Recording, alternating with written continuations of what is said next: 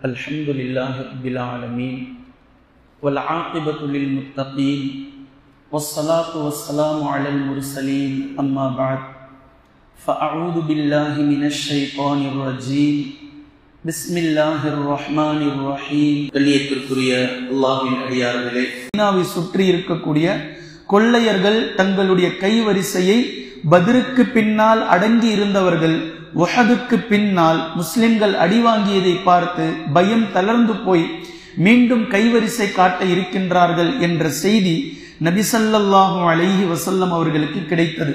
இது வெறுமனே கொள்ளையடிப்பதற்காக மாத்திரமல்ல, மதீனாவின் மீது தாக்குதலையும் அவர்கள் நடத்த வாய்ப்பிருக்கின்றது என்பதை நபி ஸல்லல்லாஹு அலைஹி வஸல்லம் அவர்கள் உறுதியாக அறிந்து கொண்டதற்கு பின்னால் அபூ ஸலமா ரலியல்லாஹு அன்ஹு அவர்களை தலைவராக ஆக்கி 150 வீரர்களோடு நபி ஸல்லல்லாஹு அலைஹி வஸல்லம் அவர்கள் அனுப்பி வைக்கிறார்கள்.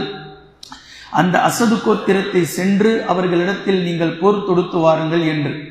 ஆனால் அபூ ஸலமா ரலியல்லாஹு அன்ஹு அவர்கள் மிகவும் எச்சரிக்கையோடு அவர்கள் போருக்காக கிளம்புவதற்கு முன்னதாகவே அசது கோத்திரத்திடத்தில் 150 வீரர்களை அழைத்து கொண்டு அவர்கள் வீடுகளில் இருக்கும் போதே சர்ப்ரைஸாக திடீர் தாக்குதலை நடத்தினார்கள்.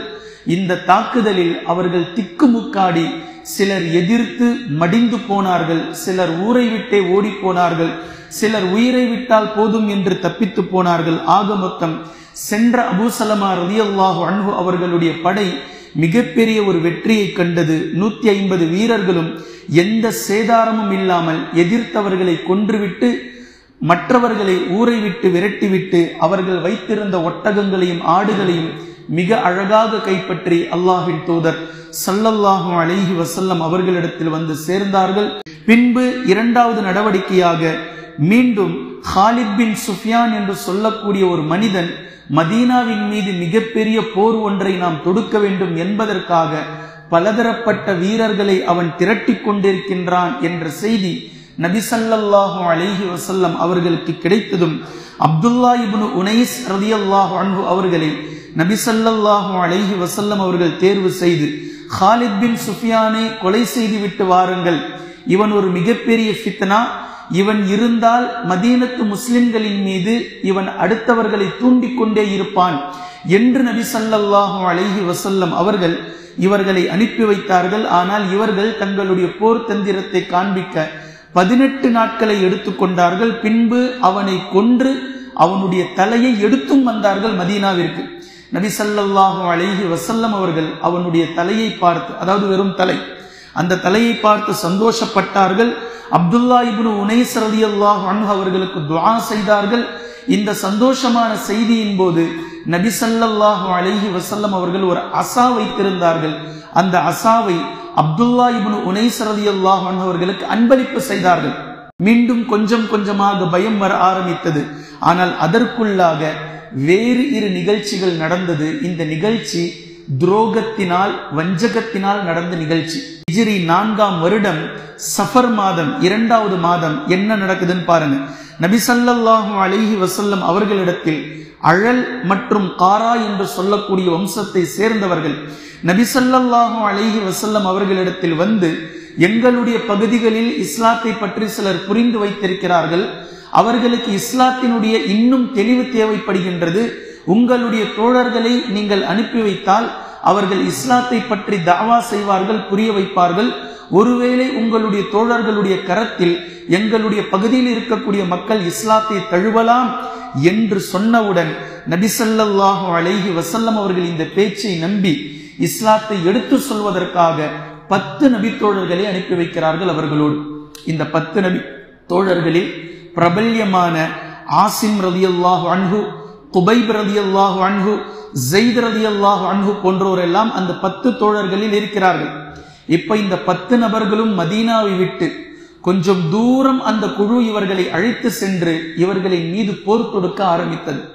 இந்த 10 நபி தோழர்களும் என்ன செய்வதென்றே தெரியாமல் கிட்டத்தட்ட அவர்கள் 200 நபர்களுக்கு மேல் இருக்கிறார்கள்.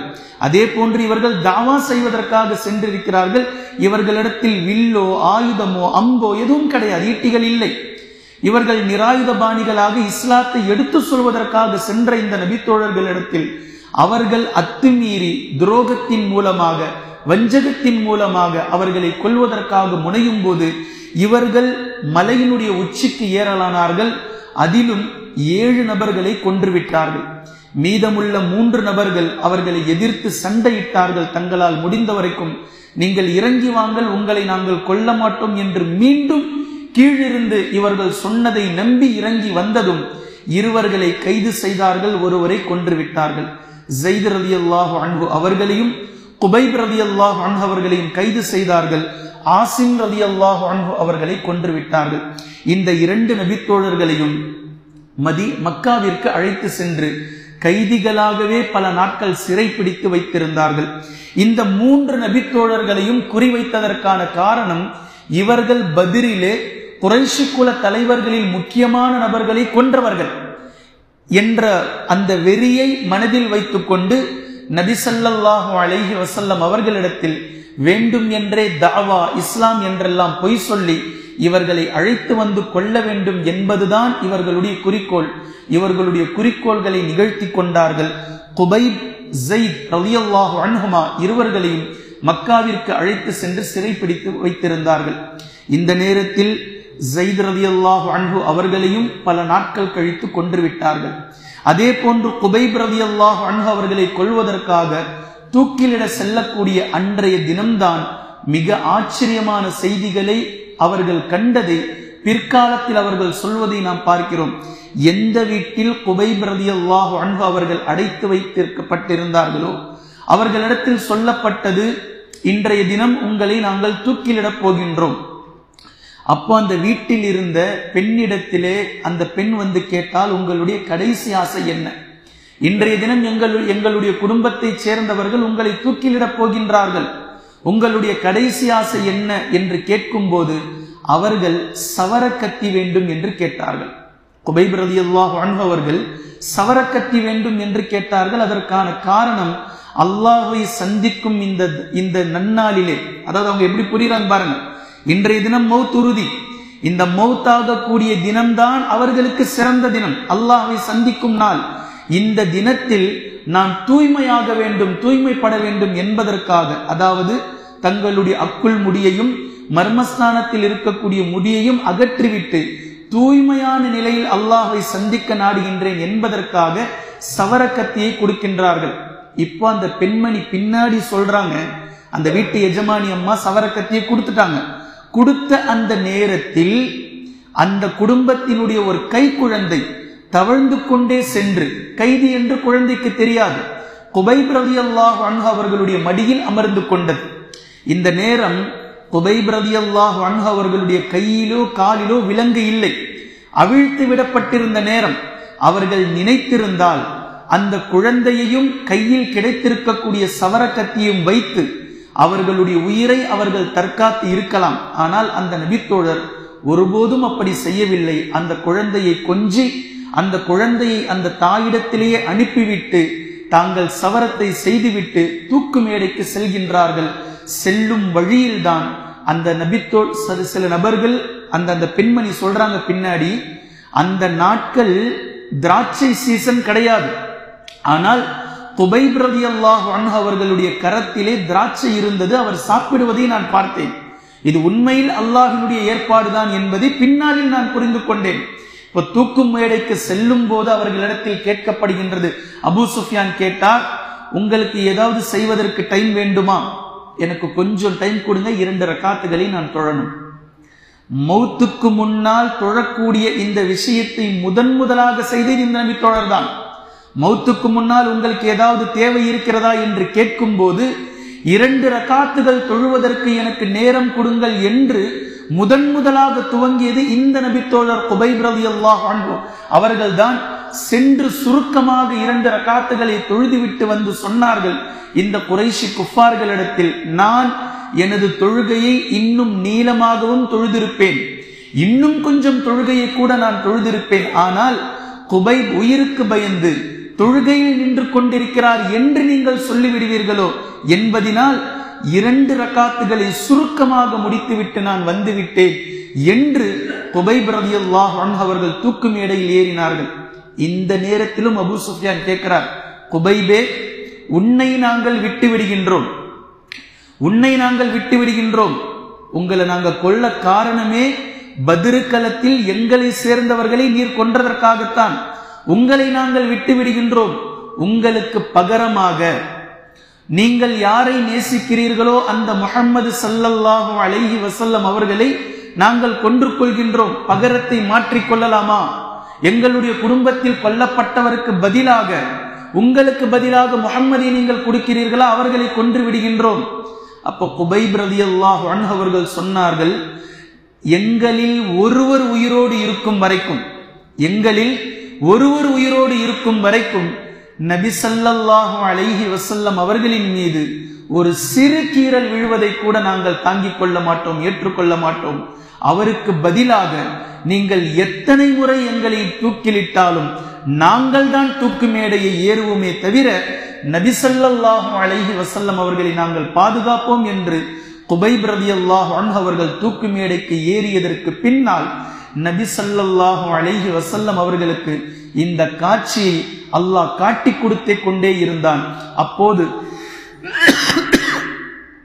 நபி ஸல்லல்லாஹு அலைஹி வஸல்லம் அவர்கள் கூறினார்கள், இதோ குபை தூக்கிலிடப் போகின்றார், இதோ குபை தூக்கிலிடப் போகின்றார், இதோ குபைபை தூக்கில் இட்டு விட்டார்கள், இதோ குபைபுடைய உயிர் பிரிந்து விட்டது, இதோ குபைபுடைய ரூஹ் சிட்டுக்குருவியாக மாறி சொர்க்கத்திற்குள் நுழைந்து விட்டது என்று மக்காவில் இறந்து போன ஷஹீதான குபைப் ரலியல்லாஹு அன்ஹு அவர்களை பற்றி மதீனாவில் நபி ஸல்லல்லாஹு அலைஹி வஸல்லம் அவர்கள் கூறிக்கொண்டிருந்த இந்த சம்பவங்களை நாம் பார்க்கின்றோம்.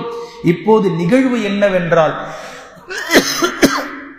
நபி ஸல்லல்லாஹு அலைஹி வஸல்லம் அவர்கள் அவர்களுடைய பொய்யான பேச்சால், துரோகத்தினால், வஞ்சகத்தினால் இஸ்லாம் பரப்புவதற்காக அனுப்பப்பட்ட 10 நபித்தோழர்களை இழந்தார்கள்.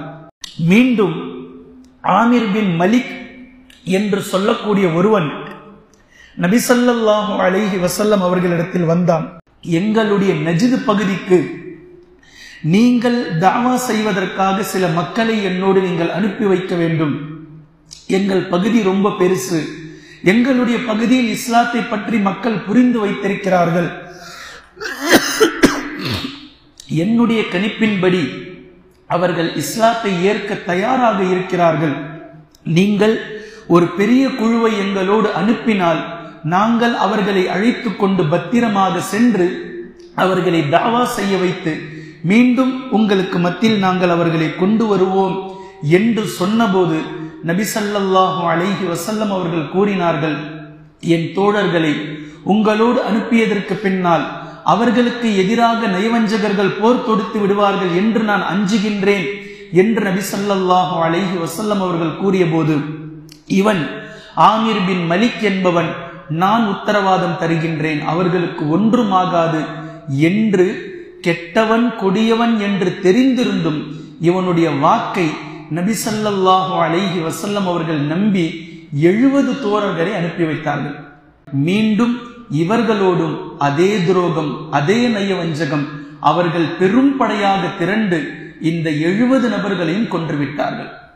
நபி ஸல்லல்லாஹு அலைஹி வஸல்லம் அவர்கள் கொல்லப்பட்ட நபித்தோழர்களுடைய குடும்பங்களுக்கு, கொல்லப்பட்ட நபித்தோழர்களுடைய குடும்பங்களுக்கு நஷ்டஈடு வழங்கலாம் என்று சஹாபாக்களிடத்தில் பொருளாதாரத்தை திரட்டினார்கள். இப்படி பொருளாதாரத்தை திரட்டக்கூடிய நேரத்தில் யூதர்களிடத்திலும் சென்றார்கள். ஏனென்றால் யூதர்கள் ஒப்பந்தம் செய்திருக்கிறார்கள். சந்தர்ப்பத்தை யூதர்கள் பயன்படுத்தி கொண்டு வாங்க உட்காருங்க என்று நபி அவர்களோடு அபூபக்கர், உமர், அலி போன்ற பெரும் தோழர்களும் இருக்கிறார்கள் ரலியல்லாஹு அன்ஹும் அஜ்மஈன். வீட்டிற்குள் அமர வைத்துவிட்டு வெளியே சென்று ரகசியமாக தங்களுக்குள் பேசிக்கொண்டார்கள். இவங்க பேசின பேச்சு என்ன அப்படின்னா, சரியான சந்தர்ப்பம், முஹம்மது கரெக்டா நம்ம கிட்ட வந்து மாட்டி இருக்கிறார். அது முழுக்க முழுக்க யூதர்களுடைய கோட்டை, முஸ்லிம்கள் அங்க இல்ல. நபி அவர்களும் பெரும் சஹாபாக்கள் மாத்திரம் சென்றிருக்கிறார்கள். இந்த நேரத்தை நாம் பயன்படுத்தி நபி அவர்களை கொன்று விடலாம். எப்படி கொல்றது? நபி அவர்கள் உட்கார்ந்துகிட்டு இருக்கிறாங்க. அவர்கள் அமர்ந்திருக்கக்கூடிய அந்த கூரையின் மீது ஏறி ஒரு மிகப்பெரிய கல்லை நபி அவர்களுடைய தலையில் போட்டு விடலாம். தலை நசுங்கி அவர் செத்து விடுவார். இவருடைய பிரச்சனை இன்றோடு முடிந்துவிடும் என்று தங்களுக்குள்ளாக பேசிக்கொள்கிறார்கள். இந்த திட்டத்தை வகுக்கக்கூடிய இந்த நொடி பொழுதில் அல்லாஹு தஆலா ஜிப்ரீல் அலைஹிஸ்ஸலாம் அவர்களை அனுப்பி நபி அவர்களுக்கு இப்படி உங்களுக்கு பின்னால் நீங்கள் அமர்ந்திருக்கக்கூடிய இந்த சுவருக்கு பின்னால் யூதர்கள் உங்களை கொல்வதற்காக முயற்சி செய்து கொண்டிருக்கிறார்கள், திட்டம் தீர்த்து கொண்டிருக்கிறார்கள் என்று ஜிப்ரீல் அலைஹிஸ்ஸலாம் அவர்களின் மூலம் அல்லாஹு தஆலா வஹி அனுப்பியவுடன் நபி ஸல்லல்லாஹு அலைஹி வஸல்லம் அவர்கள் தங்கள் தோழர்களை அழைத்து கொண்டு அங்கிருந்து கிளம்பினார்கள். யூதர்கள் மறுபடியும் முன்னாடி வந்தாங்க. ஏன் போறீங்க, என்னாச்சு உங்களுக்கு, எதற்காக என்று அவர்கள் கூறிய போது நான் போய் சொல்றேன் என்று நபி அவர்கள் அங்கு சென்று சஹாபாக்களை அழைத்து தூது அனுப்பினார்கள். உங்களுக்கு நான் வான் பண்றேன், டைமிங் தரேன், ஒழுங்கா மதீனாவுக்குள்ளே இல்லாம ஓடிருங்க, இல்லை என்றால் நீங்கள் கடுமையான விளைவை சந்திப்பீர்கள். நீங்க எப்போ இறை தூதரை கொல்ல வேண்டும் என்று முடிவெடுத்து விட்டீர்களோ உங்களுடைய ஒட்டுமொத்த ஒப்பந்தங்களும் இந்த நாளோடு ரத்தாகிவிட்டது. உங்களுக்கு உயிர் வேண்டுமானால் இங்கிருந்து நீங்கள் கிளம்பி விடுங்கள் என்று நபி ஸல்லல்லாஹு அலைஹி வஸல்லம் அவர்கள் 10 நாள் டைம் கொடுத்தாங்க. உங்களுக்கு 10 நாள் டைம், இந்த 10 நாளுக்குள்ள நீங்க மூட்டை முடிச்ச கட்டிட்டு ஓடிடணும். கிளம்பி கொண்டிருந்த அவர்களை வேறு சில யூதர்கள் சேர்ந்து, இதெல்லாம் நம்ம ஓட வேண்டாம், நாம இருக்கிறது இரும்பு கோட்டை, குறைலா குலத்தை நாம் அழைத்துக் கொள்ளலாம், முஹம்மதை எதிர்த்து நாம் போர் தொடுக்கலாம், நாமையும் போனோம். அவர்கள் உஹது களத்திற்கு சென்று மிகப்பெரிய நலிவில் இருக்கிறார்கள். இந்த நேரத்தை நாம் சரியாக பயன்படுத்தி அவர்களோடு போர் தொடுக்கலாம், நாமையே இங்கிருந்து கிளம்பி போனோம் என்று ஒரு சில யூதர்கள், கிளம்ப தயாராக இருந்த யூதர்களை மூளைச்சலவை செய்து அமர வைத்து விட்டார்கள். நபி ஸல்லல்லாஹு அலைஹி வஸல்லம் அவர்கள் 10 நாட்கள் அவர்களுக்கு அவகாசம் கொடுத்தும் அவர்கள் கிளம்பாத போது 10வது நாள் நபி அவர்களை சஹாபாக்களை அழைத்துக் கொண்டு புறப்பட்டு விட்டார்கள். அவர்களை தாக்குவதற்காக நபி அவர்கள் வருகிறார்கள் என்று தெரிந்ததுமே கோழைகளுடைய உள்ளங்களில் அச்சம் வந்துவிட்டது. அவர்களுடைய கோட்டைக்குள் சென்று ஒளிந்து கொண்டார்கள். கோட்டைக்குள் ஒளிந்து கொண்டு சுற்றி இருக்கக்கூடிய நபி ஸல்லல்லாஹு அலைஹி வஸல்லம் அவர்கள் கோட்டையை முற்றுகையிட்டார்கள், வளைத்து சுத்தி முற்றுகையிட்டார்கள். இப்போ அந்த எங்க இருக்க அவர்களுடைய கோட்டம், அடர்த்தியான பேரித்த மரங்கள், அதற்கு நடுவுல அவங்களுடைய கோட்டைகள் இருக்குது. இப்ப இந்த பேரித்த மரங்களை சுற்றிதான் நபி ஸல்லல்லாஹு அலைஹி வஸல்லம் அவர்கள் முற்றுகையிட்டார்கள். உள்ளிருக்கக்கூடிய யூதர்கள் கோட்டைக்குள் ஒளிந்து கொண்டு சஹாபாக்களை நோக்கி வில்லை தொடுக்கலானார்கள். இது அவர்களுக்கு சாதகமாக இருந்தது. யூதர்களுக்கும் நபி ஸல்லல்லாஹு அலைஹி வஸல்லம் அவர்களுக்கும் இடையில் இருக்கக்கூடிய இந்த பேரித்த மரங்கள் அவங்களுக்கு ஃபேவரா இருந்தது. இப்ப நபி ஸல்லல்லாஹு அலைஹி வஸல்லம் சஹாபாக்கள் கிட்ட சொன்னாங்க, முதல்ல இந்த தோட்டத்தை கிளியர் பண்ணுங்க, அப்பதான் நம்ம நெருங்க முடியும். சஹாபாக்களால் ஒட்டுமொத்த பேரித்த தோட்டங்களும் அறுத்து எறியப்பட்டது. பின்பு நபி ஸல்லல்லாஹு அலைஹி வஸல்லம் அவர்களுடைய தாக்குதலுக்கு அவர்களால் பதில் கொடுக்க முடியாமல் சரணடைந்தார்கள். இப்போ நபி ஸல்லல்லாஹு அலைஹி வஸல்லம் அவர்கள் சொன்னாங்க, எதிர்த்தீங்கன்னா செத்து போவீங்க, உங்களுக்கு ஒரே ஒரு நாள் டைம், ஒரு ஒட்டகத்தில் உங்களால என்னத்தை தூக்கிட்டு போக முடியுமோ அதை தூக்கிட்டு ஓடிருங்க. ஓரிரு பொருட்களை தவிர வேறு எதையுமே அவர்களால் கொண்டு செல்ல முடியாமல் போனது. கிளம்பி போனதற்கு பின்னால் பல ஒட்டகங்களையும் பல ஆடுகளையும் கிட்டத்தட்ட 470 வாள்களையும் அவர்களுடைய பல பொருட்களை நபி ஸல்லல்லாஹு அலைஹி வஸல்லம் அவர்கள் எடுத்துக்கொண்டு மதீனா வந்து திரும்பினார்கள். இந்த நிகழ்வு மீண்டும் சுற்றி இருப்பவர்களுக்கு மத்தியில் முஸ்லிம்களின் மீது அச்சத்தையும் பயத்தையும் ஏற்படுத்தியது. மதீனாவை சுற்றி எதிர்ப்பதற்கு, முஸ்லிம்களை எதிர்ப்பதற்கு யாருமே இல்லை என்பதை போன்று ஆனது.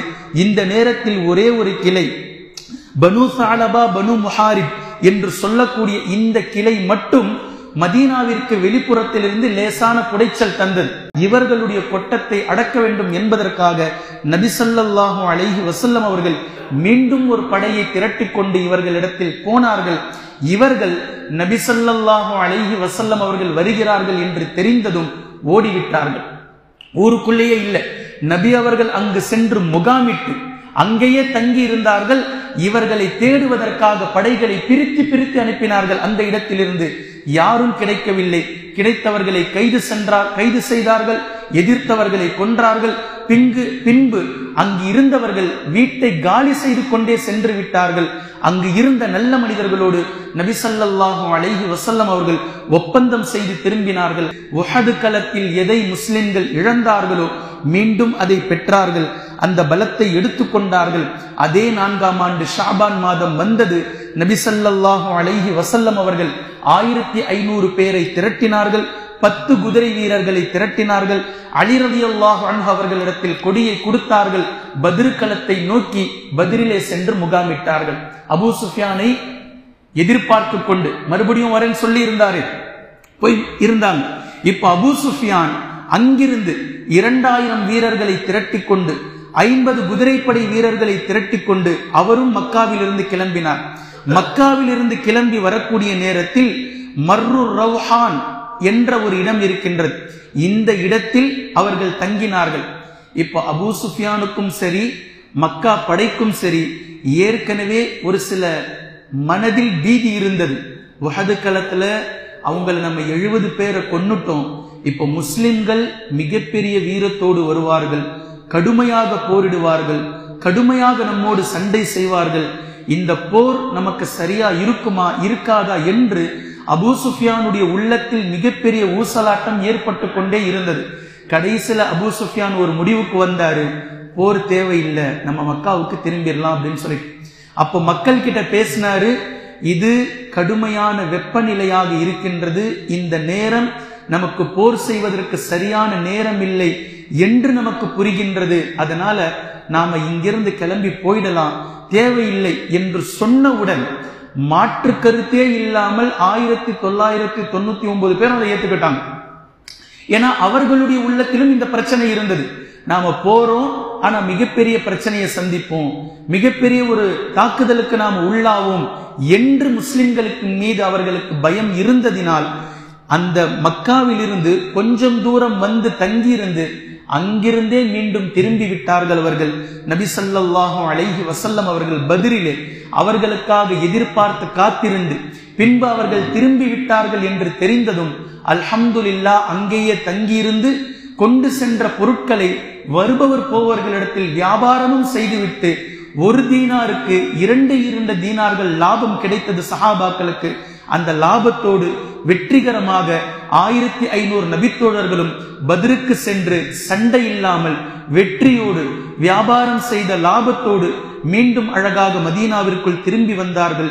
ஹிஜ்ரி 5ஆம் ஆண்டு ரபீஉல் அவ்வல் வந்ததும் ஷாம் தேசத்திற்கு பக்கத்தில் இருக்கக்கூடிய ஒரு சிலர்கள் மதீனாவின் மீது படையெடுக்க இருக்கின்றார்கள், மதீனாவின் மீது வர இருக்கின்றார்கள் என்ற செய்தி நபி ஸல்லல்லாஹு அலைஹி வஸல்லம் அவர்களுக்கு கிடைத்ததுமே நபி ஸல்லல்லாஹு அலைஹி வஸல்லம் அவர்கள் கிளம்பினார்கள். இந்த படை அந்த எதிர்த்து வரக்கூடிய நபர்கள் என்று தெரிந்தவர்கள் யார் என்றால் வழிப்பறி கொள்ளையர்கள், கொள்ளையடிப்பவர்கள் தான் அவர்கள். இப்ப நபி ஸல்லல்லாஹு அலைஹி வஸல்லம் அவர்கள் பகலில் ஒவ்வொரு இடங்களில் தங்குவது, இரவில் பயணம் செய்வது.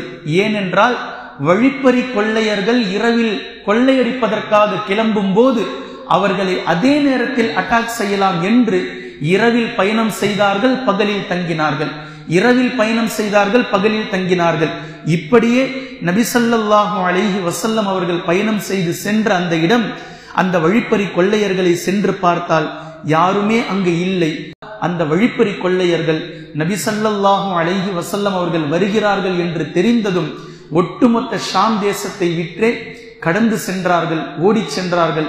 ஷாம் தேசத்தை சுற்றி இருக்கக்கூடிய ஒவ்வொரு பகுதிகளுக்கும் சிறு சிறு குழுவாக நபி அவர்கள் படைகளை மாற்றி அங்கெல்லாம் அனுப்பி, இப்படி ஒரு முஸ்லிம் சமூகம் இருக்கின்றது, இப்படி ஒரு அரசியல் நடவடிக்கை இருக்கின்றது, எங்களுக்குள் நீங்கள் கட்டுப்படுங்கள், எங்களோடு நீங்கள் சேர்ந்து கொள்ளுங்கள் என்று ஷாமை சுற்றி இருக்கக்கூடிய முழு பகுதிகளையும் ஒப்பந்தம் செய்துவிட்டு நபி ஸல்லல்லாஹு அலைஹி வஸல்லம் அவர்கள் வெற்றிகரமாக மதீனாவிற்கு திரும்பினார்கள். இந்த 5ஆம் ஆண்டினுடைய ஆரம்பம் மிக அழகாக மிக துணிவாக சென்றது. இதற்கு பின்னால் கிட்டத்தட்ட 6 மாதங்கள், ஒரு 8 மாதங்கள் வரை நபி ஸல்லல்லாஹு அலைஹி வஸல்லம் அவர்கள் எந்த இராணுவ நடவடிக்கையிலும் ஈடுபடவில்லை. உள்நாட்டு அரசியல், வெளிநாட்டு அரசியல் என்று முஸ்லிம்களை எதிர்ப்பதற்கு யாருமே இல்லாதவாறு 1.25 வருடத்தில் நபி ஸல்லல்லாஹு அலைஹி வஸல்லம் அவர்கள் மீண்டும் மாற்றி அமைத்தார்கள். ஆகச் சிறந்த அரசியல் தலைவராக மிகச்சிறந்த நிபுணத்துவம் மிகுந்த அரசியலை கட்டி அமைத்தார்கள் மதீனாவில். இது 5ஆம் ஆண்டு ஹிஜ்ரி மிக அழகாக சென்றது. இப்ப இந்த யூதர்கள் சதித்திட்டம் செய்து நேரடியாக மக்காவிற்கு செல்கிறார்கள். குறைஷிகளிடத்தில், குறிப்பாக அபூ சுஃபியான் இடத்தில் பேசுகிறார்கள். இதெல்லாம் உங்களுக்கே கொஞ்சமாவது நல்லா இருக்கா? நீங்க என்ன சொல்லிட்டு வந்தீங்க? உஹதுல அடுத்த வருஷம் பத்ர் களத்துல சந்திக்கலாம்னு சொல்லிட்டு வந்தீங்க. அவங்க கிளம்பி வந்துட்டாங்க பத்ருக்கு. ஆனா நீங்க பத்ருக்கு வராம அப்படியே திரும்பி போயிட்டீங்க. உங்களுக்கு வெக்கமா இல்லையா? அவங்க கொடுத்த வாக்கை நிறைவேற்றி வந்து நின்றுட்டு இருந்த நேரத்துல நீங்க வந்து போரிடாம திரும்பி போயிட்டீங்க. இப்ப மறுபடியும் உங்களுக்கு வெயிட்டு கூடிருச்சு. எல்லா விஷயத்தையும் அவங்க கரெக்டா கண்ட்ரோல்ல வச்சிருக்கிறாங்க. என்ன நீங்க இவ்வளவு பெரிய குறைஷி, காபா உங்க கண்ட்ரோல்ல இருக்குது, ஆனா நீங்க என்னடானாக்கா இந்த மாதிரி பயந்து இப்படி ஒளிஞ்சுக்கிட்டு இருக்கிறீங்களே அப்படின்னு சொல்லி உசுப்பேத்தி அவர்களுடைய மூளை செலவை செய்து மீண்டும் போர் தொடுத்தே ஆக வேண்டும் என்ற நிலைக்கு கொண்டு வந்தவுடன் அபூ சுஃபியான் மீண்டும் பலதரப்பட்ட படையை திரட்டுகின்றார். இதில் கிட்டத்தட்ட 4000 நபர்கள் ஒன்று சேர்கிறார்கள். இது வெறுமனே மக்காவினுடைய குறைஷி மக்கள் மாத்திரம் அல்ல. இவன் வந்து சொல்லும் போதே, இந்த யூதன் சொல்லும் போதே, நாம் எல்லோரையும் ஒன்று சேர்ப்போம், எல்லா கிளைகளுக்கும் நீங்கள் செய்தி கொடுங்கள், எல்லா கோத்திரத்தவர்களையும் இந்த விஷயத்தை சொல்லி அழையுங்கள் என்று சொல்லி மக்காவை சுற்றி இருக்கக்கூடிய எல்லா அரபு மக்களையும் ஒன்றிணைத்து கிட்டத்தட்ட 4000 நபர்களையும் ஒன்று சேர்க்கிறார்கள். பின்பு இதே யூதன் மீண்டும் இந்த பக்கம் யூதர்களுடைய படைகளுக்கு சென்று மதீனாவை சுற்றி இருக்கக்கூடிய மற்ற வழிப்பறி கொள்ளையர்கள், அதை சுற்றி இருக்கக்கூடிய மக்கள், இவர்கள் எல்லா இடத்திலும் இதே போன்று பேசி, நான் மக்கால போய் பேசிட்டு வந்திருக்கிறேன், அபூ சுஃபியான் 4000 பேரோட வராரு, நாமளும் இங்கிருந்து ஒரு படையை எடுத்துட்டு போனா அவர்களும் மதீனாவிற்கு வருவார்கள், நம்மளும் மதீனாவுக்கு போவோம், மொத்தமா மதீனாவை துவம்சம் செஞ்சிடலாம், என்ன சொல்றீங்கன்னு சொல்லிட்டு இங்க படை திரட்டுறாங்க. கிட்டத்தட்ட 10,000 நபர்கள் இதில் ஒன்று சேர்கிறார்கள். இந்த செய்தி இப்போது நபி ஸல்லல்லாஹு அலைஹி வஸல்லம் அவர்களுக்கு வருகின்றது. இந்த பக்கமாக ஒட்டுமொத்தமாக 10,000 நபர்கள் மதீனாவிற்கு படையெடுக்கிறார்கள். அபூ சுஃபியான் மீண்டும் அங்கிருந்த 4000 நபர்களை திரட்டி கொண்டு வருகின்றார். இக்கட்டான நிலையில் நபி ஸல்லல்லாஹு அலைஹி வஸல்லம் அவர்கள் சஹாபாக்களோடு அமர்ந்து உயர்மட்ட ஆலோசனையை பேசுகின்றார்கள். என்ன செய்யலாம்? இப்ப இவ்வளவு பேரை எதிர்க்கிற அளவுக்கு நம்ம கிட்ட படைபலமோ விஷயமோ இல்லை. இப்ப இவ்வளவு பேர் ஒன்னா சேர்ந்து வராங்க, என்ன செய்யலாம் அப்படின்னு சொல்லி பேசிக்கிட்டு இருக்கிற நேரத்துலதான் சல்மான் ஃபாரிசி ரலியல்லாஹு அன்ஹு அவர்கள் பாரசீக நாட்டினுடைய யோசனையை சொன்னார்கள்.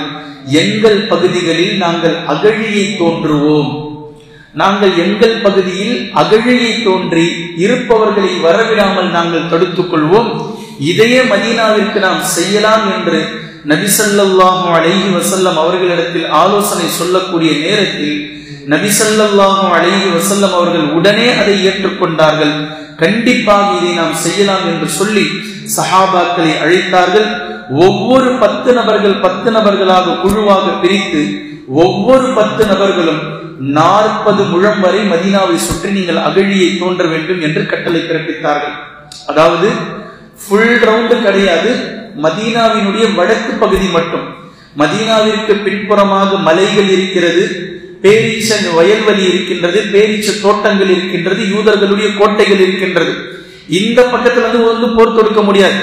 வடக்கு பகுதியில் அந்த திசை காலியாக இருக்கின்றது, அதுதான் வருவதற்கான வழி. இந்த வழியில் அவர்கள் நம் மீது அட்டாக் செய்யக்கூடும் என்பதனால் அந்த ஒட்டுமொத்த இடத்தையும் அகழி தோண்டும்படி நபி ஸல்லல்லாஹு அலைஹி வஸல்லம் அவர்கள் தோண்டினார்கள். கடுமையான குளிர் நேரம், சஹாபாக்கள் இரவு பகல் பாராமல் இந்த அகழியை தோண்ட ஆரம்பித்தார்கள். ஒரு குழு தோண்டியது, இன்னொரு குழு மண்ணை சுமந்து கொண்டு வெளியே போட்டது. ஒரு பக்கம் பசி அவர்களை வாட்டியது. கடுமையான சிரமத்தில் இருந்தார்கள், பொருளாதாரத்து சிரமத்தில் இருந்தார்கள்.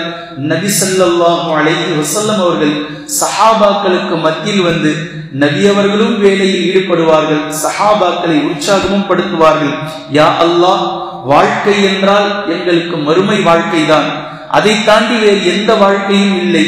உனக்காக இந்த வேலையை செய்து கொண்டிருக்கக்கூடிய முஹாஜிரீன்களையும் அன்சாரிகளையும் நீ மன்னித்து விடு என்று நபி ஸல்லல்லாஹு அலைஹி வஸல்லம் அவர்கள் அல்லாஹ்விடத்தில் துஆ செய்வார்கள்.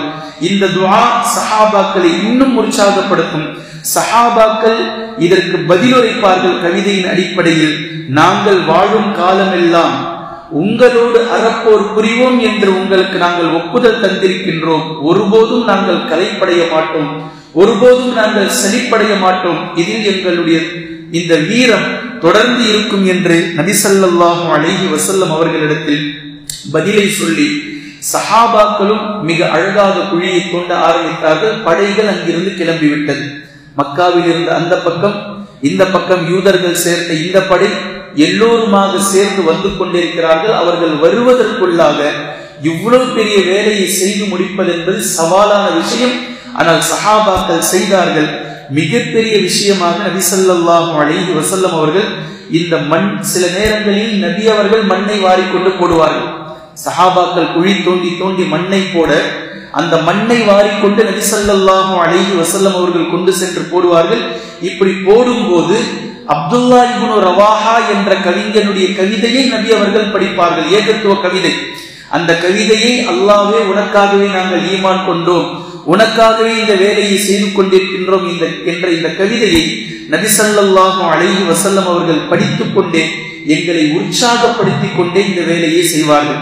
இந்த நேரத்தில் தான் அபூ தல்ஹா ரலியல்லாஹு அன்ஹு அவர்கள் பசியின் காரணமாக நாங்கள் எல்லாம் எங்களுடைய வயிறுகளில் ஈர துணியில் கல்லை கட்டி கொண்டிருந்தோம். இப்படி கட்டி கொண்டிருந்த நேரத்தில் எங்களுடைய வயிற்றை, மேலாடையை தூக்கி நபி ஸல்லல்லாஹு அலைஹி வஸல்லம் அவர்களிடத்தில் காண்பித்தோம். அல்லாஹ்வின் தூதரே, எவ்வளவு பசியோடு இருக்கிறோம் பாருங்க, வயிறு ஒட்டி போயிருக்கு, பசியை தாக்கு பிடிப்பதற்காக கல்லை வைத்து கட்டியிருக்கின்றோம் என்று நாங்கள் எங்களுடைய மேலாடையை காட்டிய போது நபி ஸல்லல்லாஹு அலைஹி வஸல்லம் அவர்கள் தங்களுடைய மேலாடையை உயர்த்தி காட்டினார்கள். அவர்களுடைய வயிற்றில் 2 கற்கள் போடப்பட்டிருந்தது, கட்டப்பட்டிருந்தது. நபி ஸல்லல்லாஹு அலைஹி வஸல்லம் அவர்கள் மண்ணை சென்று கொட்டிவிட்டு வருவார்கள். அவர்களுடைய வயிறு முழுக்க மண் படிந்திருப்பதை நாங்கள் பார்த்தோம் என்று அபூ தல்ஹா ரலியல்லாஹு அன்ஹு அவர்கள் அறிவிக்கிறார்கள்.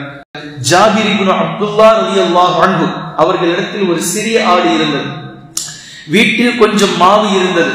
இந்த குட்டி ஆட்டை அறுத்து அதை புசுக்கிவிட்டு அந்த கொஞ்சமான மாவை பேய்ந்து ரொட்டியை செய்துவிட்டு நபி ஸல்லல்லாஹு அலைஹி வஸல்லம் அவர்களிடத்தில் வந்து ஜாபிர் இப்னு அப்துல்லா கூப்பிடுறாங்க, அல்லாஹ்வின் தூதரே, என்கிட்ட ஒரு குட்டி ஆடு இருந்தது, அறுத்து அதை நான் புசுக்கிட்டேன்.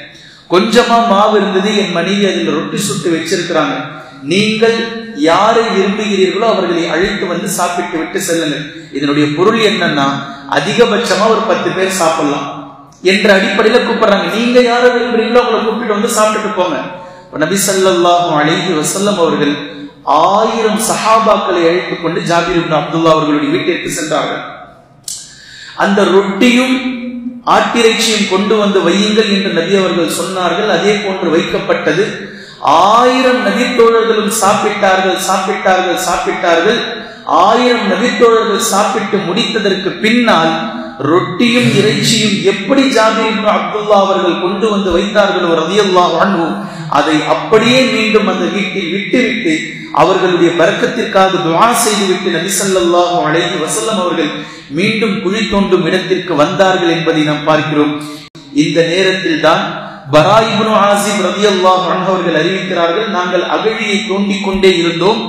இந்த நேரத்தில் குழிக்குள்ளாக ஒரு மிகப்பெரிய பாறை எங்களுக்கு குறுக்கிட்டது.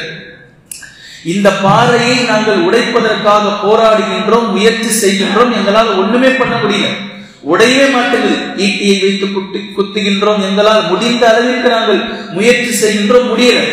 நபி ஸல்லல்லாஹு அலைஹி வஸல்லம் அவர்களிடத்தில் நாங்கள் சென்று சொன்னோம், அல்லாஹ்வின் தூதரே, எங்களுடைய குழிக்கு இடையில் ஒரு மிகப்பெரிய பாறை வந்து அகப்பட்டிருக்கின்றது, எங்களால ஒண்ணுமே செய்ய முடியல.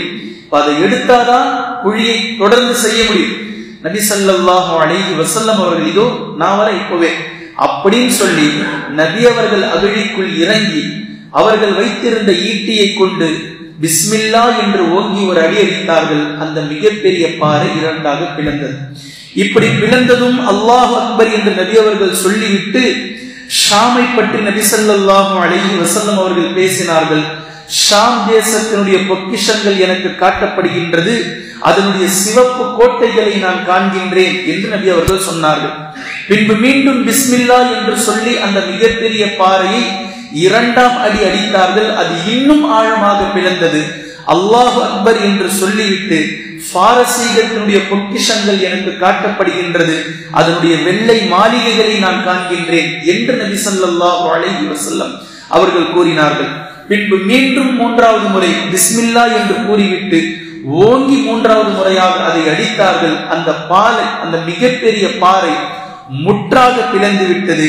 பின்பு நபி ஸல்லல்லாஹு அலைஹி வஸல்லம் அவர்கள் கூறினார்கள், யமன் தேசத்தினுடைய பொக்கிஷங்கள் எனக்கு காட்டப்படுகின்றது, சன்ஆ நகரத்தினுடைய தலைவாயில்கள் திறந்து இருப்பதை நான் காண்கின்றேன் என்று சொல்லிவிட்டுதான் நபி ஸல்லல்லாஹு அலைஹி வஸல்லம் அவர்கள் ஷாமுக்கு நற்செய்தி உண்டாகட்டும் என்ற இந்த துஆவையும் செய்தார்கள் என்று பரா இப்னு ஆசிப் ரலியல்லாஹு அன்ஹு அவர்கள் அறிவிக்கக்கூடிய ஹதீஸையும் இந்த நேரத்தில் நாம் பார்க்கின்றோம்.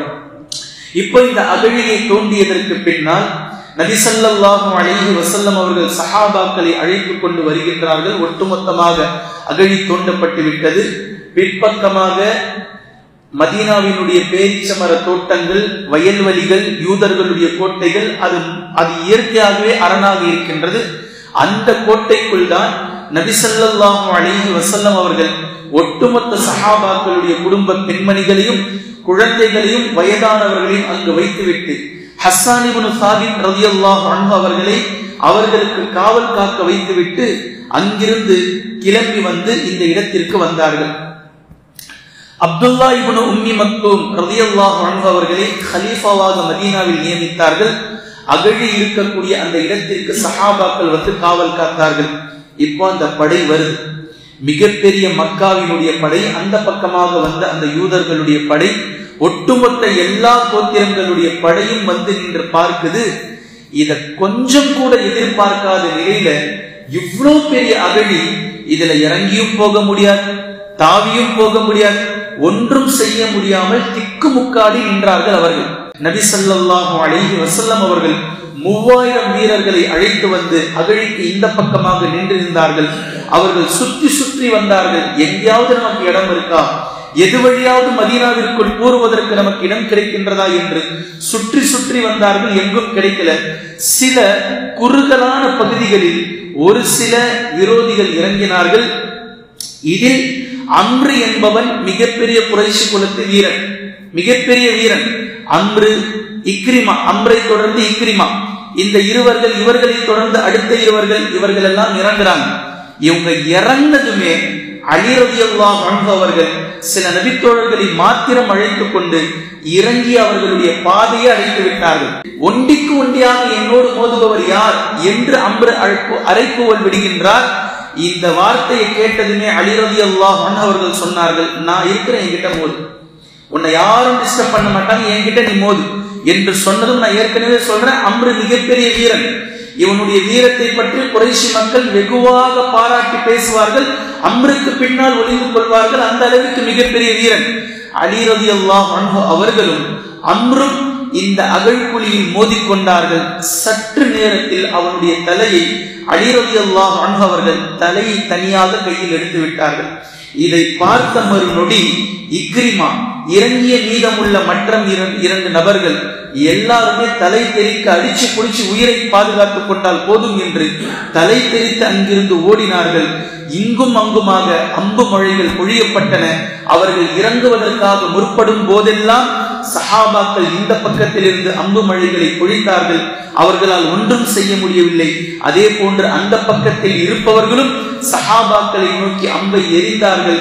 கிட்டத்தட்ட இருவர்களும் அம்பு மழை பொழிந்ததில் சஹாபாக்களில் 6 சஹாபாக்கள் கொல்லப்பட்டார்கள். அவர்களில் 10 நபர்கள் கொல்லப்பட்டார்கள்.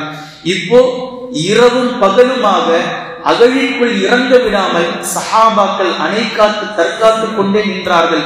கிட்டத்தட்ட 1 மாத காலம் இங்கேதான் தங்கியிருந்தார்கள். மதீனாவுக்குள்ள போல இங்கேயே தங்கியிருந்து அவர்களை தடுத்து நிறுத்தி கொண்டிருந்தார்கள். இந்த நேரத்தில் தான் முஸ்லிம்களுக்கு சில தொழுகைகள் தவறி சென்றது. இந்த நேரம் தான், அதாவது துஹரு, அசரு என தொழுகை நேரம் வரும்போது அவர்கள் இப்ப நம்ம போனாக்கா அவங்க இறங்கி வந்துருவாங்க. இப்படிப்பட்ட நேரத்தில் தான் ஒரு தருணத்தில் உமர் ரலியல்லாஹு அன்ஹு அவர்கள் அறிவிக்கிறார்கள், சூரியன் மறைய போகின்றது. நபி அவர்கள் ஓடோடி வந்தார்கள், அல்லாஹ்வின் தூதரே, நான் இன்னும் அசர் தொழவில்லை, அல்லாஹ்வின் மீது சத்தியமாக இந்த இணை வைப்பவர்கள் நம்மை அசர் தொழ விடாமல் தடுத்து விட்டார்களே. நபி ஸல்லல்லாஹு அலைஹி வஸல்லம் அவர்களும் சொன்னார்கள், அல்லாஹ்வின் மீது ஆணையாக நானும் இன்னும் அசர் தொழவில்லை உமரே என்று சொன்னதும் பின்பு ஒரு சாரார் விரோதிகளை எதிர்த்து கொண்டிருக்க மீதி உள்ள சஹாபாக்கள் சூரியன் மறைந்ததற்கு பின்னால் முதலில் அசரை நாங்கள் தொழுதோம், பின்பு மக்ரிபை நாங்கள் தொழுதோம். இப்படி இந்த ஒரு மாத காலத்தில் சில தொழுகைகள் எங்களுக்கு நேரம் தவறி இப்படி ஆனது. இந்த நேரத்தில் நபி ஸல்லல்லாஹு அலைஹி வஸல்லம் அவர்கள் அந்த குறைஷிகளுக்கும் யூதர்களுக்கும் பாதகமாக துஆ செய்தார்கள், யா அல்லாஹ், உன்னை வணங்க விடாமல் நேரத்தோடு தொழ விடாமல் இந்த இணை வைப்பாளர்கள் எங்களை இந்த நிலைக்கு ஆளாக்கி விட்டார்கள், இவர்களை அழித்துவிடு என்று நபி ஸல்லல்லாஹு அலைஹி வஸல்லம் அவர்கள் துஆ செய்தார்கள். இது ஒரு புறம். இப்படியே திக்குமுக்காடி கொண்டு யூதர்களாலும் அந்த பக்கம் குறைஷி மக்களாலும் முஸ்லிம்களை மிகைத்து ஒன்றுமே செய்ய முடியாத நிலையில் இருந்த இந்த நேரத்தில் தான் யூதர்கள் தங்களுடைய விஷமத்தனத்தை மீண்டும் கை காட்டினார்கள். யூதர்களில் மிக முக்கியமான ஹை என்று சொல்லக்கூடிய ஒருவன் நேராக பின்பக்கமாக யூதர்களுடைய வீட்டிற்கு செல்கின்றான். இதில் குறைவா யூத குலத்தை சேர்ந்த கஅப் இப்னு அஸத் என்பவருடைய வீட்டிற்கு செல்கின்றான். நீங்க மட்டும் கிளம்பி வந்து இப்ப அவர்களை நீங்க போர் தொடுத்தீங்க அப்படின்னா இந்த ஒரே நிமிஷத்துல உள்பக்கமாக நீங்கள், வெளிப்பக்கமாக நாங்கள் மதீனாவை ஒண்ணு இல்லைன்னாக்கலாம், துவம்சம் செஞ்சுட்டு 2 நிமிஷத்துல நம்ம போய்கிட்டே இருக்கலாம். நீங்க சொல்றதுலதான் இருக்கு. ஆனா கஅப் இப்னு அஸத் எவ்வளவோ மறுக்கிறார். ஹை என்பவன் மீண்டும் மீண்டும் மீண்டும் மீண்டும் அவரை மூளைச்சலவை செய்து கடைசியில் நபி ஸல்லல்லாஹு அலைஹி வஸல்லம் அவர்களோடு செய்திருந்த இந்த உடன்படிக்கையை, ஒப்பந்தத்தை முறிக்க வைத்து விட்டான். பின்பு அவர்கள் கிளம்பி விட்டார்கள். இப்போ உள்ளிருக்கக்கூடிய பின்னால் இருக்கக்கூடிய யூதர்கள் நினைத்தால் இந்த ஒட்டுமொத்தமும் செய்ய முடியும். இந்த நிலையில் யூதர்கள் அதை செய்வதற்காக தயாராகிறார்கள். இப்ப தயாரானதுமே முதல் கட்ட விஷயமாக ஒரு யூதன் பெண்கள் எங்கு தங்க வைக்கப்பட்டிருக்கிறார்கள், சிறுவர்கள் எங்கு தங்க வைக்கப்பட்டிருக்கிறார்கள் என்பதை தெரிந்து கொள்வதற்காக, வேவு பார்ப்பதற்காக வருகின்றான். நபி ஸல்லல்லாஹு அலைஹி வஸல்லம் அவர்களுடைய மாமி சஃபியா, வீரதீரரான ஹம்சா ரலியல்லாஹு அன்ஹு அவர்களுடைய சகோதரி, ஒரு யூதன் வருவதை பார்த்து விடுகின்றார்கள். வேவு பார்க்கிறான்றதை கிளீனா பார்க்கிறாங்க. ஹஸ்ஸான் இப்னு சாபித் கிட்ட சொல்றாங்க, எப்பா போய் அவனை கொல்லு, அவன் யூதன் நம்மளை வேவு பார்க்கிறதற்காக வரான். இந்த இடத்தில் யாரும் பாதுகாப்புக்கு பெரியதாக இல்லை என்பதை இவன் போய் சொல்லிட்டான் அப்படின்னா ஒட்டுமொத்த யூதர்களும் வந்து விடுவார்கள் என்பதை புத்தி கூர்மையோடு மிக தெளிவா பேசுறாங்க. ஹஸ்ஸான் பின் சாபித் சொல்றாரு ரலியல்லாஹு அன்ஹு, என் ஒருவனால் எப்படி அவனை தாக்க முடியும்? என்னால முடியாது, நான் அவனை விட பலவீனமானவன். வெளியே வந்தாங்க சஃபியா ரலியல்லாஹு அன்ஹு. ஹஸ்ஸான் இப்னு சாபித் ரலியல்லாஹு அன்ஹு கிட்ட இருந்த கைத்தடியை கொண்டு சென்று அந்த யூதனை மண்டையில் அடித்தே கொன்று புதைத்தார்கள். இப்ப கொன்றதற்கு பின்னால், இந்த வீரத்தை செய்ததற்கு பின்னால் போயிட்டாங்க. இந்த நிலை மட்டும் சஃபியா ரலியல்லாஹு அன்ஹா அவர்கள் செய்யாமல் இருந்திருந்தால் இந்த யூதன் சென்று மற்ற யூதர்களிடத்தில் சொல்லி இருப்பான், அவர்கள் உள்ளே வந்திருப்பார்கள். ஆனால் சென்ற ஒருவன், உளவாளியாக சென்றவன் திரும்பாததை பார்த்து அவர்கள் அள்ளுவிட்டுருச்சு. இப்படி இந்த நிலை இப்ப நபி ஸல்லல்லாஹு அலைஹி வஸல்லம் அவர்களுக்கு எட்டுகின்றது. யூதர்கள் தங்களுடைய ஒப்பந்தத்தை முறித்து விட்டார்கள், பின்பக்கமாக வர இருக்கின்றார்கள். நபி ஸல்லல்லாஹு அலைஹி வஸல்லம் அவர்கள் சஹாபாக்களின் உயர்மட்ட சகோதரர்களை, அன்சாரி தோழர்களை அழைத்து ஆலோசனையாக பேசினார்கள். என்ன செய்யலாம், என்ன பண்ணலாம்? அப்ப நபி ஸல்லல்லாஹு அலைஹி வஸல்லம் அவர்கள் யோசனையை ஒன்று சொல்றாங்க. இந்த நம்மளை வெளிப்புறமாக தாக்குவதற்காக வந்திருக்கிறாங்களே, வந்திருப்பவர்கள் குறைஷிகள், நம்முடைய நேர் எதிரிகள். இந்த பக்கமா இருக்கிற யூதர்களை அப்புறமா கவனிச்சுக்கலாம். ஆனா அபூ சுஃபியானுடைய பேச்சை கேட்டும் யூதர்களுடைய தூண்டுதலாலும் சில பேர் வந்திருக்கிறாங்களே, அவங்களுக்கும் நமக்கும் நேர் எதிராக எந்த சண்டையும் இல்லை. அவர்களில் தலைவர்களை அழைத்து பேசலாம், வியாபார ஒப்பந்தம் செய்யலாம். மதீனாவில் இருக்கக்கூடிய பேரித்த பழங்களில் 1/3 பங்கை உங்களுக்கு வியாபாரம் செய்வதற்காக தருகின்றோம், இந்த போரில் இருந்து நீங்கள் அகன்று விடுங்கள் என்று நாம் பேசலாம். இந்த கிளைகள் எல்லாம் போயிடும், குறைஷி மட்டும்தான் நிற்கும். இவர்களை உண்டு இல்லைன்றதை நம்ம பார்த்துட்டு யூதர்களின் பக்கம் நம்ம போயிடலாம் என்று நபி ஸல்லல்லாஹு அலைஹி வஸல்லம் அவர்கள் அன்சாரி தோழர்களிடத்தில் பேசுகிறார்கள். அப்போ அந்த நபி தோழர்கள் சொன்னார்கள், அல்லாஹ்வின் தூதரே, இது அல்லாஹ்வினுடைய வஹியாக இருந்தால் நாங்கள் அதற்கு கட்டுப்படுகின்றோம். ஆனால் இது உங்களுடைய யோசனையாக இருந்தால் எங்களுடைய பதிலையும் நீங்கள் தெரிந்து கொள்ளுங்கள். நீங்கள் வருவதற்கு முன்னதாகவே இந்த பேரித்த பழங்களுடைய முழுமையான ஆதிக்கம் எங்ககிட்டதான் இருக்கு. மதீனாவினுடைய பேரித்த பழம் சுற்று வட்டாரத்தில் எங்கேயும் இல்லை. நாங்கள் நினைப்பதுதான் வியாபாரத்தில் எங்களுடைய கெத்து இருந்தது. நாங்க நினைச்சாதான் யாருக்கும் கொடுப்போம், நாங்க நினைச்சாதான் ஏற்றுமதி இறக்குமதி எல்லாமே எங்களுடைய கண்ட்ரோல்ல இருந்தது. இப்போ நீங்கள் வந்ததற்கு பின்னால் கூடுதலாக இஸ்லாத்தை கொண்டு அல்லாஹ் எங்களை உயர்வாக்கி இருக்கின்றான், கண்ணியப்படுத்தி இருக்கின்றான், எங்களுடைய பலத்தை அல்லாஹ் கூட்டி இருக்கின்றான். முஸ்லிம்கள் என்றால் ஒரு அச்ச உணர்வை எதிரிகளின் மீது விதைத்திருக்கின்றான். இந்த நேரத்தில் இப்படிப்பட்டவர்களுக்கு நாம பேரித்த பழத்தை எடுத்து கொடுப்பது என்பது எங்களுக்கு ஒருபோதும் சரியானதாக படவில்லை.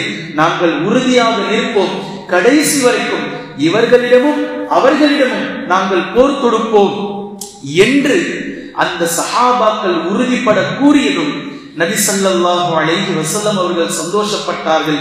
இந்த சஹாபாக்களுடைய இந்த உறுதி அல்லாஹ்விடத்தில் ஒப்புக்கொள்ளப்பட்டது, அல்லாஹ்விடத்தில் ஏற்றுக்கொள்ளப்பட்டது. இப்போ முஸ்லிம்கள் என்ன செய்வதென்றே தெரியாமல் இருந்த நேரத்தில் மிக அழகாக அல்லாஹ்வினுடைய உதவியே வந்துவிட்டது. நபி ஸல்லல்லாஹு அலைஹி வஸல்லம் அவர்களிடத்தில் ஒரு சஹாபி வருகின்றார். இவர் அந்த நேரம் வரைக்கும் குஃபாரில் இருந்தார். அவர் இஸ்லாத்தை பற்றி புரிந்திருந்தார். நுஐம் இப்னு மஸ்ஊத் பின் ஆமிர் ரலியல்லாஹு அன்ஹு அவர் வருகின்றார். இவர் வந்து, அல்லாஹ்வின் தூதரே, நான் இஸ்லாத்தை ஏற்றிருக்கின்றேன், உங்களுக்கு முன்னால் அந்த இஸ்லாத்தை இப்போது நான் வெளிப்படுத்துகின்றேன். நான் இஸ்லாத்தை அவர்களுக்கு முன்னால் வெளிப்படுத்தாமல் இருந்தேன், இப்போது நான் வந்துவிட்டேன். நான் இஸ்லாமுக்காக முஸ்லிம்களுக்காக ஏதாவது ஒன்றை செய்ய வேண்டும் என்று நினைக்கின்றேன். குறைஷிகளுக்கு எதிராக பாதகமாக நான் செய்வதை விரும்புகின்றேன், என்ன செய்யட்டும் சொல்லுங்கள் என்று அவர் கேட்கும் போது நபி ஸல்லல்லாஹு அலைஹி வஸல்லம் அவர்கள் கூறினார்கள், நீ ஒருவன் என்ன செய்வாய் என்று சொல்லிவிட்டு மீண்டும் சொன்னார்கள், உன்னால் முடிந்தால் எதையாவது செய்து இந்த போருக்காக வந்திருப்பவர்களை திருப்பிவிடு.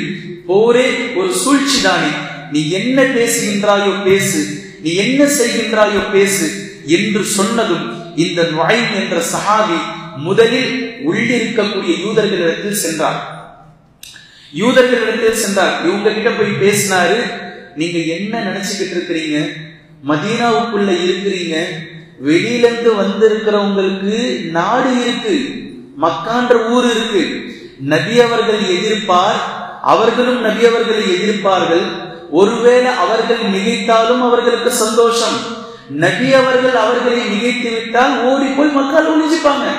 ஊர் இருக்கு, உங்களுக்கு ஊர் கிடையாது, நீங்க நாடோடி, உங்களுக்கு ஊரே கிடையாது, நீங்க மதீனால வந்து செட்டில் ஆகி இருக்கிறீங்க. மதீனாவில் இருந்து கொண்டு மதீனாவாசிகளை நீங்கள் எதிர்த்தால் ஏற்கனவே உங்களுக்கு முன்னாடி 2 பேர் ஊரை விட்டு ஓடிட்டாங்க.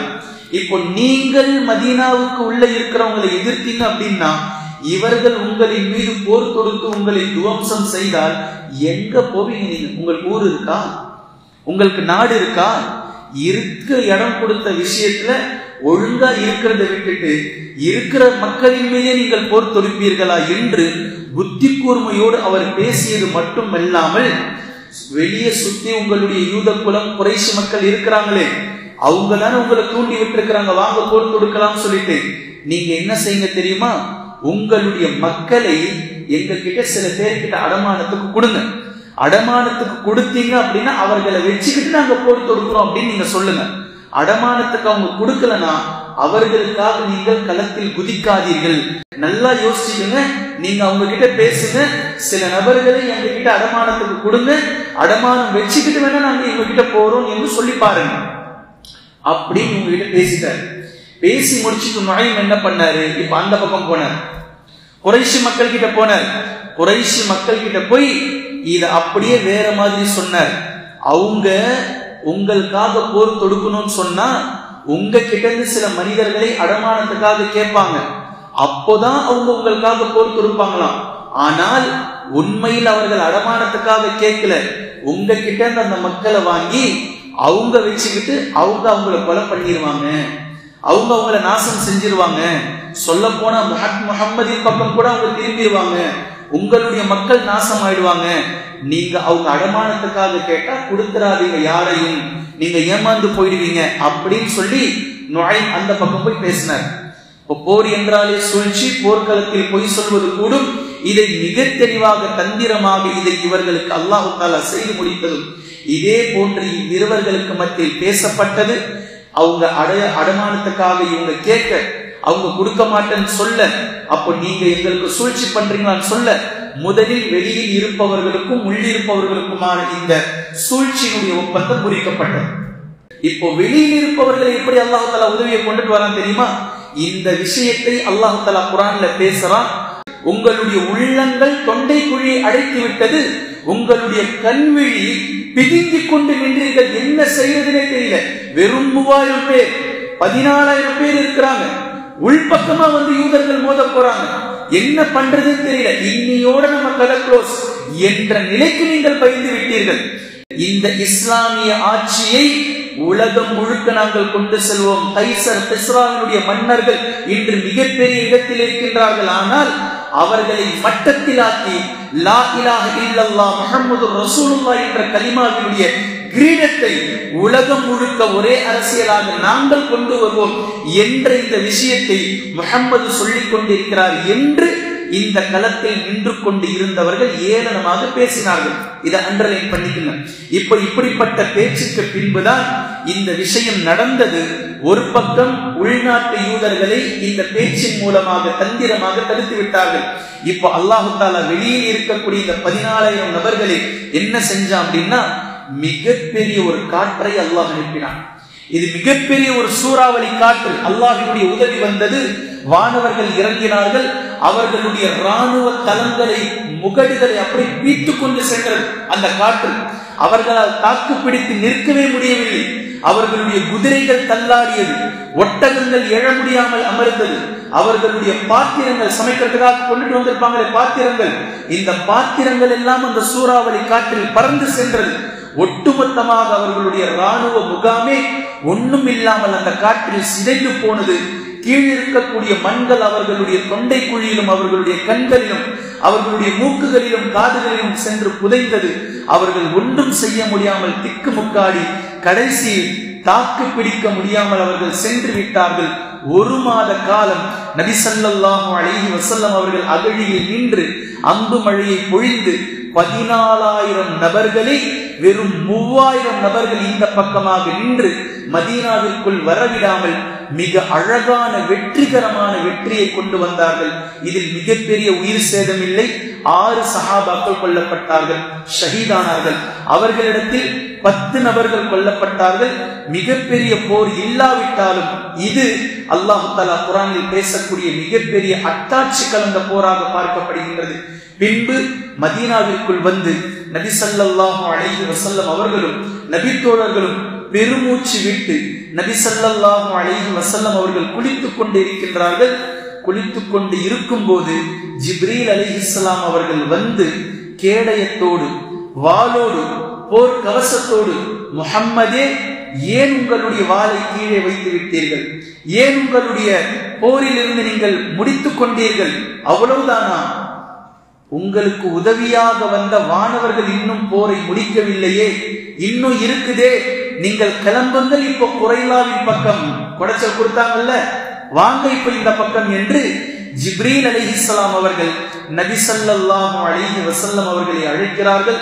நபி ஸல்லல்லாஹு அலைஹி வஸல்லம் அவர்கள் அலி ரலியல்லாஹு அன்ஹு அவர்களுடைய தலைமையில் உடனே ஒரு படையை தயார் செய்து குறைலாவை நோக்கி முதலில் அனுப்பி வைக்கின்றார்கள். பின்பு பின்தொடர்ந்து நபி ஸல்லல்லாஹு அலைஹி வஸல்லம் அவர்கள் குறைலா என்ற பகுதியை நோக்கி கிளம்பி செல்கின்றார்கள். அங்கு என்ன நடக்கின்றது என்பதை இன்ஷா அல்லாஹ் தொடர்ந்து நாம் பார்க்கலாம். குர்ஆனையும் ஹதீஸையும் தெளிவாக விளங்கக்கூடிய நன்மக்களாகவும் அதை நடைமுறைப்படுத்தக்கூடிய மக்களாகவும் அல்லாஹ் நம்மை ஆக்குவானாக. சுப்ஹானல்லாஹும்ம பிஹம்திக அஷ்ஹது அல்லா இலாஹ இல்லா அன்த அஸ்தக்ஃபிருக வ அத்தூபு இலைக்.